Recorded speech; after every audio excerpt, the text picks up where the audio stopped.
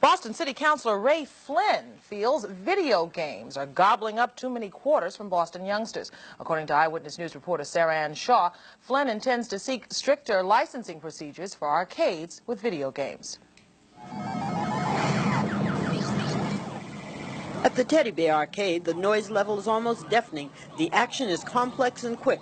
The owner says about 1,500 customers stop in weekly. Many are youngsters. Those under 16 are only supposed to play between 2 and 6 p.m. on school days. Some critics of video games would like to see less access for more youngsters, for at $0.25 a pop, they're not cheap.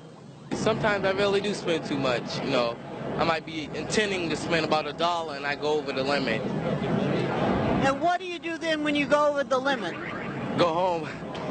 I asked an adult player if he thought youth play should be regulated more.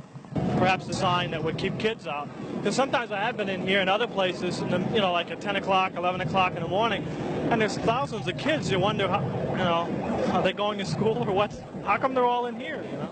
Despite intense concentration, some players lack the coordination to do well at the game. Others, particularly young people, do very well. City Councilor Ray Flynn says some parents are concerned that the games are spreading into their neighborhoods. Flynn wants to see laws that would keep youngsters out of arcades before and during school hours and late at night. Certainly that should be the first step taken. Some of them are saying they're doing it voluntarily.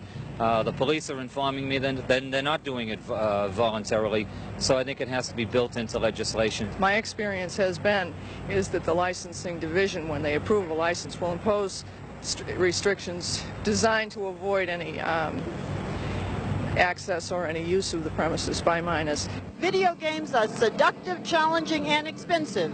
They're growing in popularity with young people and adults. So the City of Boston may have to decide in the future whether more regulations are needed for their use. Sarah Ann Shaw, TV4, Eyewitness News.